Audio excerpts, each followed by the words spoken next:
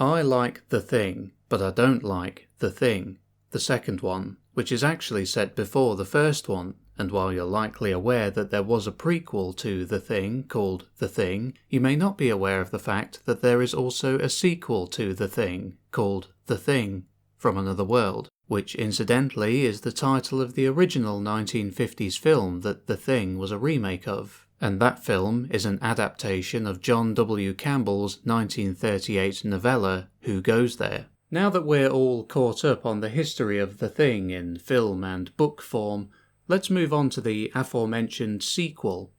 This sequel is a two-part comic series published by Dark Horse Comics back in 1992, and it continues the story of the two survivors from the previous film.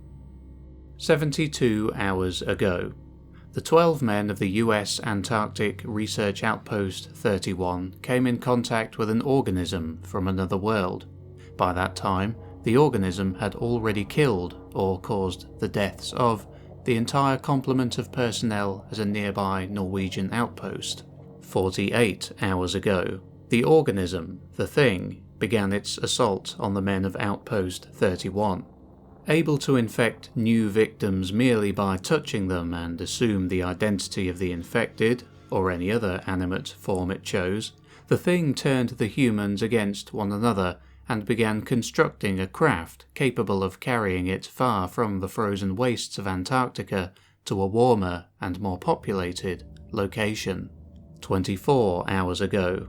The Thing was ostensibly destroyed at the cost of Outpost 31 and 10 of its personnel. Exhausted from their ordeal and unsure as to whether one or the other of them might be infected by the Thing, the two survivors, MacReady and Childs, decided to wait, either for rescue or for the sub-zero temperatures to kill them. Now. Our story begins with a lone figure who appears to be carrying something large and heavy, making his way through the snowy tundra that is Antarctica. His inner monologue gives us a glimpse into his mental state. He is exhausted from being battered by the terrible, freezing winds.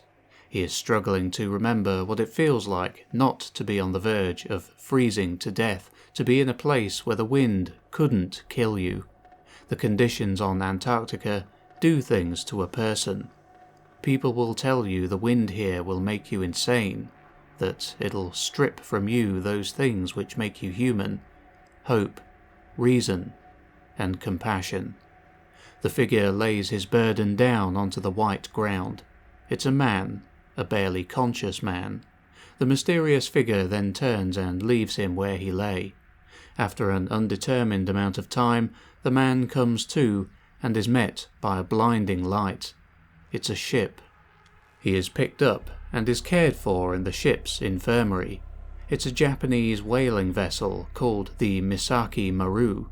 The man asks how he got there, and the ship's doctor tells him he was left out on the ice by his friend to be picked up. Childs, where is he? The man in the infirmary is R.J. MacReady, the main protagonist and one of the two potential survivors from the first film. The doctor informs MacReady that Childs has gone back to the research station to get the others. There are no others, they're all dead. MacReady tries to get past the doctor in order to go after and stop Childs, who for all he knows is a thing. But the doctor quickly injects him with a sedative to calm him down. She says that, for now, he needs silence and rest after the ordeal he's been through. They will talk to him when he wakes up. He comes to later on, strapped to a hospital bed. Ever resourceful, MacReady strains and reaches for the surgical tray for something sharp with which to cut through his binds. The tray lands on the ground with a loud clang, but fortunately a scalpel remains on the table. He takes hold of it and manages to use it to free himself. He's puzzled as to why Childs would bring him out onto the ice to be found. If he were a thing, then surely he would have just left him to die back at the base. Then a dreadful thought hits him. Unless I'm contaminated too. Indeed, it always seemed that the men who had been infected back at the base all seemed to genuinely think they were still themselves after infection. How would he know whether or not he actually was himself? Could both he and Childs be infected, and Childs left him there to be found so that the infection could spread further? He then remembers the old test involving the blood samples back at Outpost 31. If I am infected, my blood will react. Each cell of a contaminated organism has its own survival instinct. Even the blood of an infected being will react like the whole animal is threatened. After letting some blood from his thumb using the scalpel, he strips a wire and, sweating profusely from the nerves, he places it into the dish containing his blood. He's safe. He is not infected. At least, not yet. MacReady makes his way out of the infirmary and plots his escape. He needs to get off of the vessel somehow. Upon reaching the top, he comes across a Hughes 500 helicopter. Being a trained pilot, this is a godsend, though he hasn't flown this particular model in some time. He manages to steal the chopper and then heads out into the freezing wastes again, hoping to find and stop Childs. He gets his bearings and figures out the direction he needs to go in, but his luck wasn't going to last forever. There is precious little fuel in the helicopter, and he is forced to make an emergency landing. He eventually makes it back to Outpost 31, where he comes across the frozen bodies of his research team. He recalls what Dr. Fuchs said about cellular activity being possible even after the bodies have been frozen, and, not wanting to take any risks at all, decides to burn them all to the point of there being no remains left at all. He then heads to the last known site of the main organism, where the explosion from the end of the last film doesn't seem to have properly destroyed it. It appears to be intact, but frozen solid. He kicks over a barrel of fuel, chucks a flare onto it, and blows it up. He goes on to find more remains, and as he's about to light them up as well, he finds himself within the crosshairs of a sniper. The marksman shoots the flare out of MacReady's hand, and his team of Navy SEALs, led by Commander Erskine, surround him. They converse. MacReady tries to explain the situation and hopes that they've been sent to destroy the organism. However, they don't seem to know what he's talking about. All they know is that there are frozen bodies everywhere, and when MacReady confesses to killing them, he is placed under arrest. He tries to explain, but they're uninterested. One of the men tries to get a closer look at the distorted, frozen being MacReady was about to burn, but is kicked away by MacReady to prevent this. A chopper arrives, but as they're about to board, they notice that one of their number, Pybus, has sprouted some tendrils from his head and neck area. He touched the frozen mass, and, despite MacReady's efforts, Pybus has become infected. He attacks his former teammates and downs the helicopter by shooting it. MacReady opens fire on Pybus, who then mutates further. A new form bursts from Pybus's carcass and lunges for Commander Erskine. But using what looks like a grenade, MacReady is able to take out this part of the organism. With all comms systems within the helicopter damaged beyond repair in the crash, Commander Erskine instructs MacReady to help him wrap up the two wounded and assist him in dragging them over the snowy mountains to an Argentine research station 30 clicks away. MacReady has other ideas, however. He wants to prevent the thing from leaving the area at any cost. If it were to make it to any populated area on Earth, it would spell the end of the human race. I can't let that creature get out of here. It'll be 50 below in an hour. That thing is going to die here with us. Naturally, Commander Erskine isn't fond of this idea.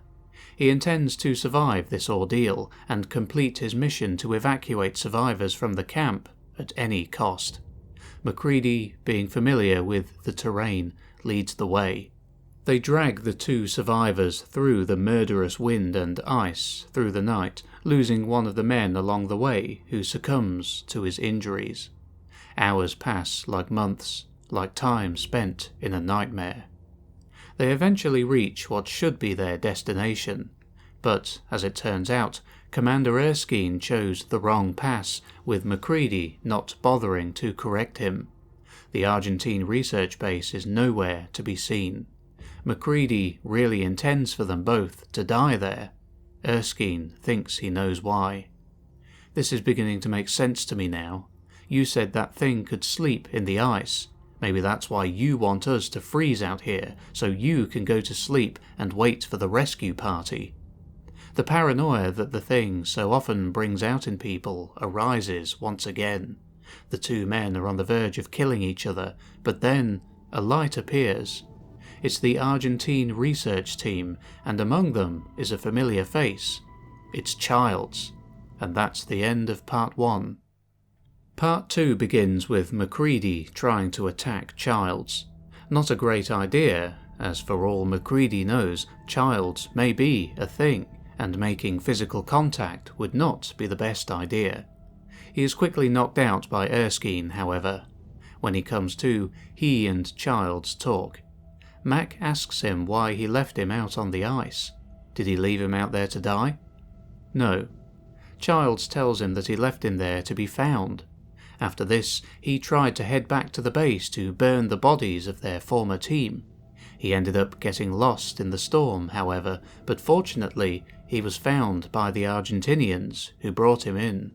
They discuss the possibility of the SEAL team and Mac being infected. Mac tells Childs that he's not, and that he's just going to have to trust him. Eventually, they reach the Argentinian base, but MacReady is hesitant to go in due to the possibility of everyone working there getting infected. Childs assures him that it's all been taken care of, however. They're made to submit to a medical examination, with Childs having told the Argentinians about the blood test. Childs passes, MacReady passes, but when they go to test the blood of the unconscious pilot, it's a different story. The horrific being, all teeth and tentacles, bursts forth and attacks. They open fire on it, and it flees the camp. The men go after it, taking as much firepower as they can carry. Along the way, they encounter the remains of a man that was dragged away by the organism to be replicated. However, it appears that there wasn't enough time for it to finish the job. Childs douses the skeletal mass with gasoline and sets it alight. They pursue the thing through the tundra, and Childs inadvertently falls into a crevice. He's okay, but as it turns out, he is not the only one down there. The team had stumbled upon the place where the thing had decided to bed down for the night. Luckily, they managed to pull him out in the nick of time, and an explosive is tossed into the mouth of the alien monstrosity. They then make their way back to base, and Erskine is keen to get to the radio room. Mac and Childs talk for a while, and Mac confides in him that he is growing increasingly suspicious of Erskine. When the wounded pilot turned earlier, it interrupted the test.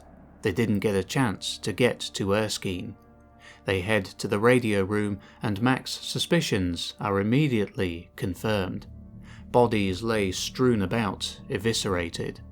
They find a copy of a communique made by the thing in Erskine's form, requesting an emergency evac. Childs states that no ship could make it through the thick ice out there by the Argentine base, but Mac states it's not a ship that's being sent. It's a submarine. The two men commandeer a snowmobile and set off in pursuit of Erskine. They track him and find him, but he quickly opens fire on them. Childs manages to put one straight through Erskine's head, but this obviously doesn't have quite the desired effect. At this point, the submarine arrives to pick him up. He climbs up the submarine's rudder while Childs tries to put him down for good. Two personnel, puzzled by what is happening before them, are then attacked by Erskine. It makes its way into the submarine's hull and lays waste to the crew. It doesn't have any time to blend in or replicate anyone right now. It's under threat, and so it takes on a powerful and repulsive form. Mac closes the hatch to seal it inside, but they are trapped inside with it. Much of the inner workings of the submarine have been damaged in the attack. It hits and ends up perching on an underwater shelf. Mac explains what they're dealing with to the captain of the sub. The captain finds it all rather hard to believe, understandably. Mac then tells him that fire is the way to kill it, and after discussing their options, the captain tells MacReady to lead the way as he knows what they're dealing with. They are attempting to reach the escape capsule. They enter the forward torpedo room, and as they're about to reach their salvation, the thing strikes. Its spiked protrusions impale several of the men. Mac uses a CO2 fire extinguisher on it, but he knows that'll only hold it at bay for a short while. He tells Childs to get into the escape capsule while he holds it off, but Childs refuses. He tells Mac that the only way to stop the thing for good is to blow the hatch, killing it there and then, and not giving it any chance to escape. Mac rushes over to stop him, but it's too late. The lever is pulled. The sub implodes. Afterwards, we see a lone figure rising to the surface of the freezing water. Remarkably, MacReady has survived. Barely conscious, he manages to climb onto an ice floe. He feels the bitter wind slicing through him. He collapses and says to himself, "I'd better get some sleep." This is the end of the two-part series, The Thing from Another World, but it's not the end of the story. Another sequel series called The Thing from Another World, Climate of Fear follows this one. That one's a 4-parter, I believe, and I have yet to read it, but I plan to do so soon. As for this short series, I found it rather enjoyable, though I must admit, I don't think it really added anything to the lore. It also entirely removed the compelling mystery that the ending of John Carpenter's film left us with. Was Childs actually the Thing, or was it Mac? According to this comic series, neither of them were the Thing, and to be honest, I don't really think this was a question that needed an answer. But those are just my thoughts. What are yours? Leave a comment down below and let me know. This has been the Bewarecast, and I'll catch you in the next video. Take care.